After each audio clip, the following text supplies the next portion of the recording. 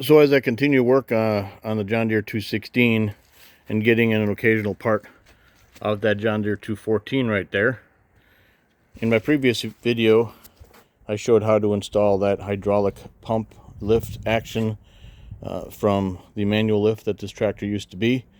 And I did mention the side cover here. See, this original side cover from this 216 that had a manual lift, when you go to the hydraulic you had to cut out that notch. And the instruction manual on how to convert does include a template that you can tape on there and mark it and then cut it out with a wheel. But this video also is going to include the problem I have with the side cover on the other side.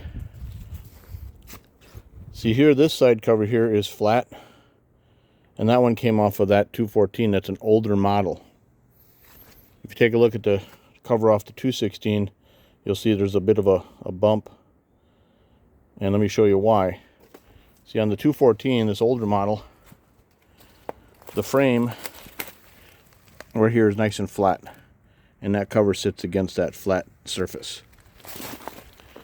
On the newer 216, which I think is from the 80s, you'll see the frame is different. It bumps out there.